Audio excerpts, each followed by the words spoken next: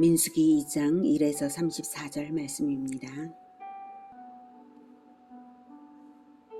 2장 여호와께서 모세와 아론에게 말씀하여 이르시되 이스라엘 자손은 각각 자기의 진영의 군기와 자기의 조상의 가문의 기호 곁에 진을 치되 회막을 향하여 사방으로 치라.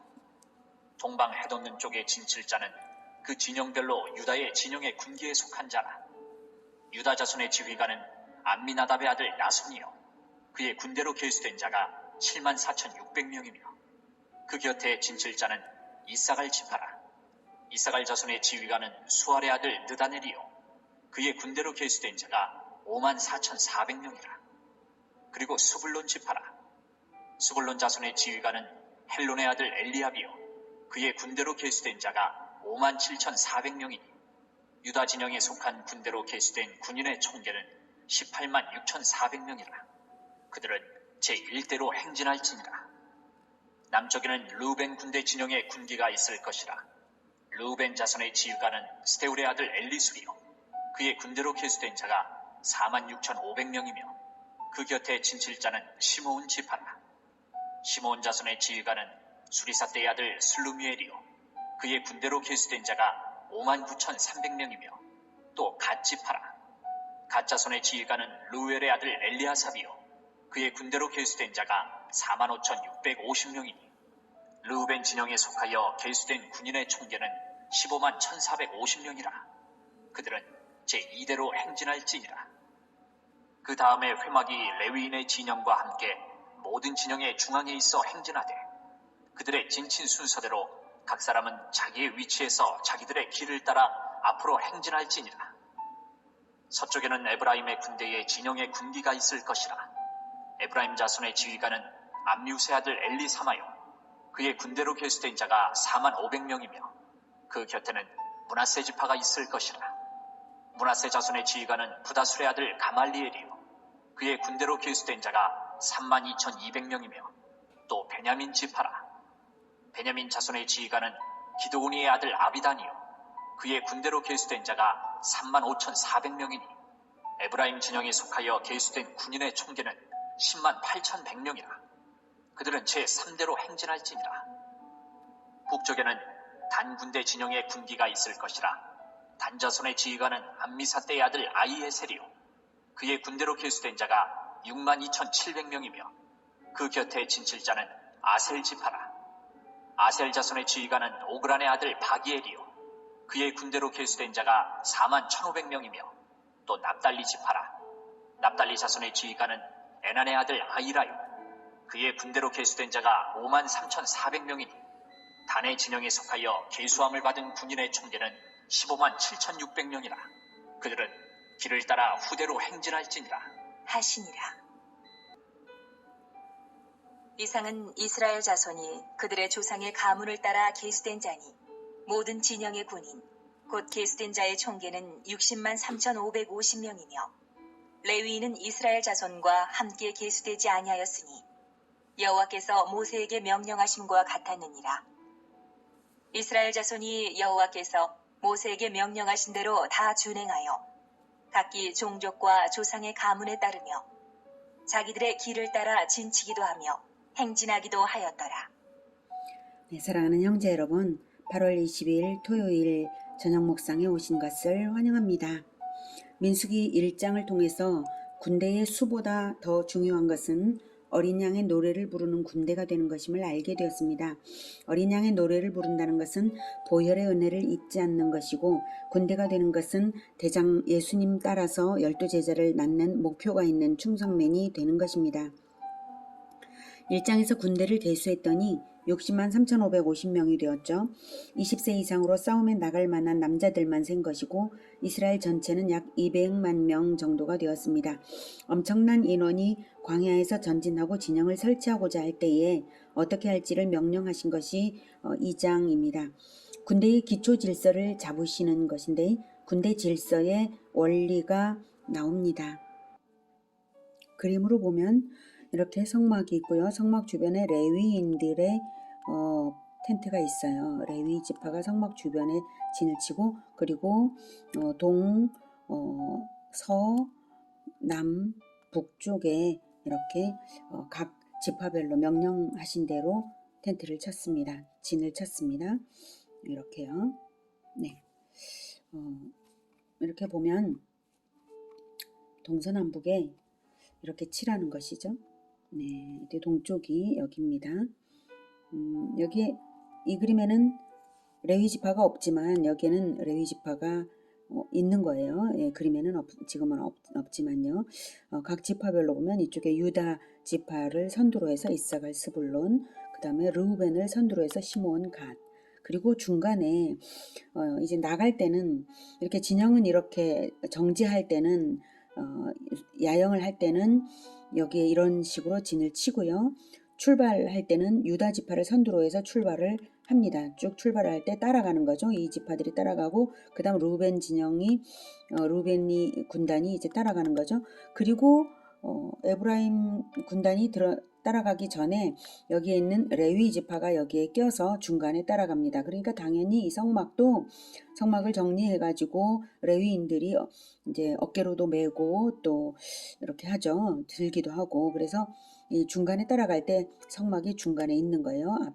앞과 뒤에 이렇게 이제 두 군단씩이 있는 거고요. 그래서 이렇게 질서를 따라 대열을 지으라는 것입니다. 여기서 발견되는 중요한 원리는 성막 중심이니까 언약 중심이죠. 그리고 계보를 따른 질서입니다. 제자와 계통을 따른 질서죠. 예, 유다 지파, 그러니까 유다 지파, 이사갈 지파, 스불론 지파 이렇게 지파는 계보를 따른 질서입니다. 성막에는 언제나 하나님의 임재의 구름 기둥이 떠올라 있었습니다. 하나님이 없으면 이스라엘이 없죠. 성막이 늘 중앙에 있습니다.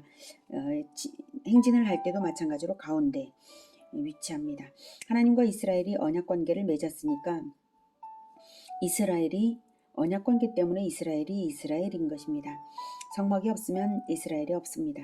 성막이 중앙에 있는 것은 하나님 중심, 언약 중심을 지키라는 것입니다.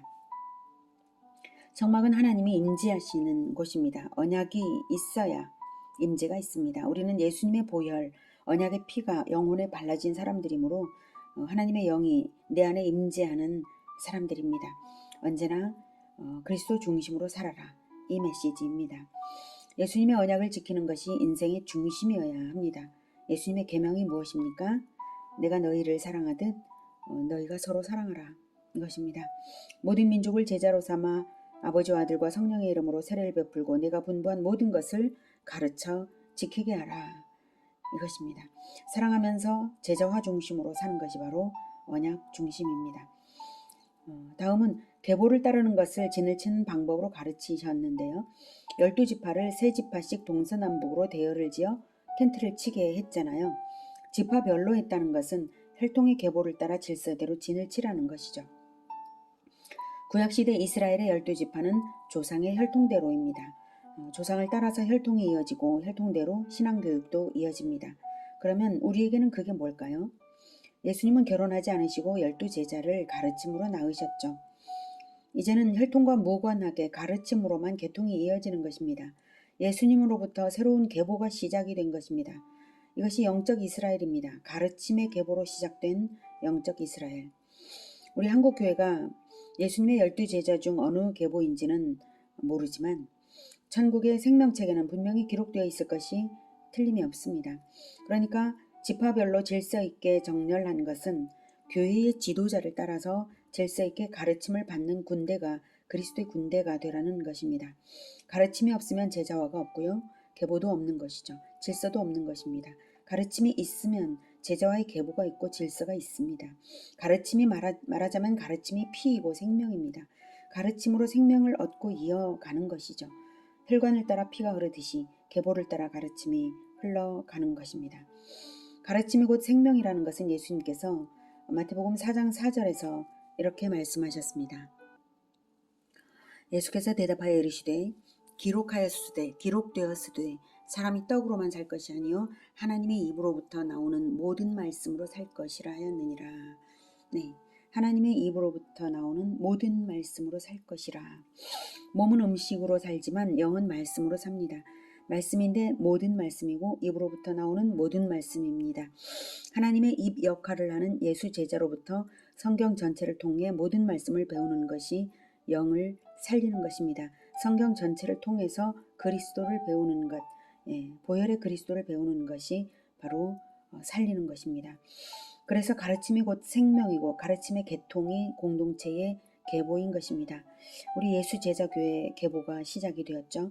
여러분은 분명한 소속감을 가지고 가르침을 배우고 이어가십시오. 이것이 천국까지 가는 대열입니다.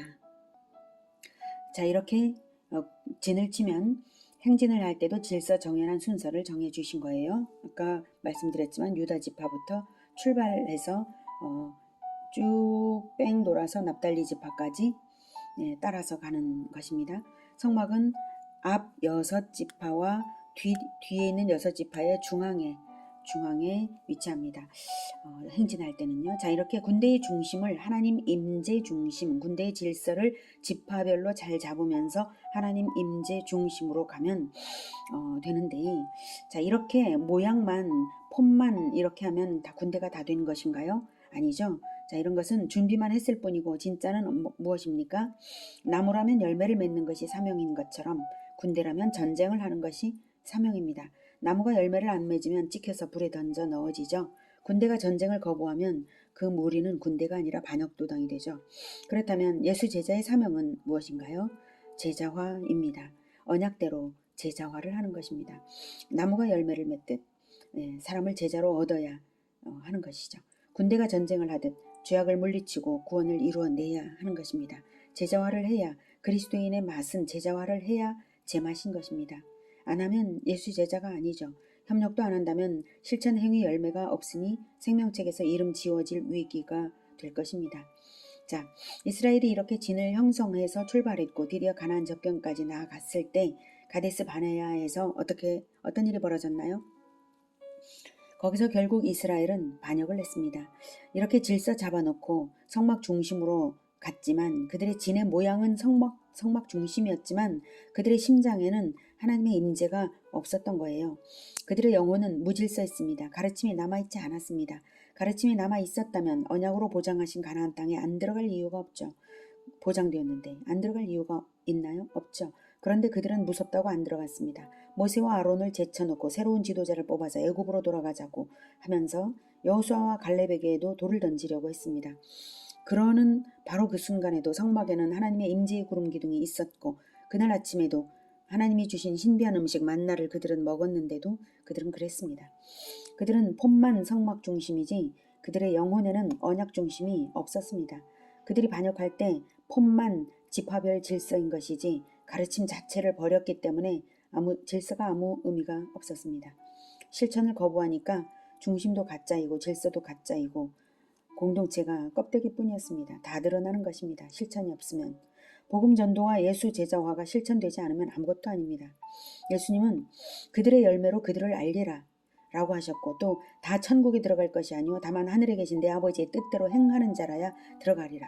다 천국에 들어갈 것이 아니오는 언약 백성 공동체라는 곳에 들어왔지만 교회 공동체 안에 들어갔지만 다 천국에 들어갈 것이 아니오라는 말씀입니다. 세상 사람 두고 하신 말씀이 아닙니다. 다만 하늘에 계신 내 아버지의 뜻대로 행하는 자라야 들어가리라고 하셨습니다. 제자와 실천이 모든 것을 말합니다. 네, 예수님께서 왜 십자가에서 피를 흘리십니까? 그것은 실천을 보여주시는 것이죠. 실천을 보여주시기 위해서 사람으로 태어나셨습니다. 실천이 전부입니다. 제자와 실천이 모든 것을 말합니다. 최후 심판 때에서는 행위의 책과 행위의 책들과 생명책 이 두 가지로 심판합니다. 행위의 책들이 실천 검증인데요. 생명책도 마찬가지 실천 검증입니다. 나무라면 열매를 맺어야 하고 군대라면 전쟁에 나서야 하고 예수 제자라면 제자화를 해야 합니다. 결단을 해야 합니다. 결단 없이 실천이 없고 실천하면 제자화는 시작이 됩니다. 우리가 순종할 때 그것을 이루시는 분은 하나님이십니다. 실천이 없으면 생명책에서 지워진다고 하는 것이 혹시 의문이 드실지도 모르겠네요. 네, 성경에 증거가 있습니다. 이스라엘 12지파 중에 요한계시록의 14만 4천에는 단지파가 제외되었습니다. 오늘 아침 각 지파별로 계수한 도분을 요한계시록 읽었죠. 거기에는 단지파가 없습니다. 확인해 보시기 바랍니다. 단지파는 민수기 2장에서 이 북편 대열의 지도적인 지파였습니다. 인구도 많았습니다.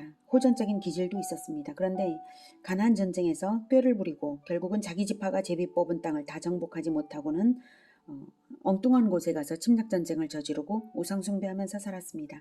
라이스를 점령해서 단으로 이름 바꾸어서 산 것이 그것입니다. 요한계시록은 상징이고 예언이니까 단지파는 실제 역사 속의 단지파는 아닐 것입니다. 그러면 단지파는 누구를 의미하겠습니까?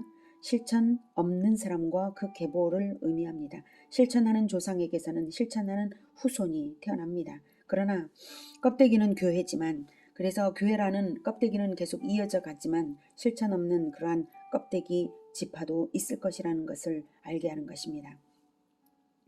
실천 없는 조상에게서 실천 없는 후손이 태어나고 마침내 몰락하는 계열을 의미하는 것이 바로 단지파입니다.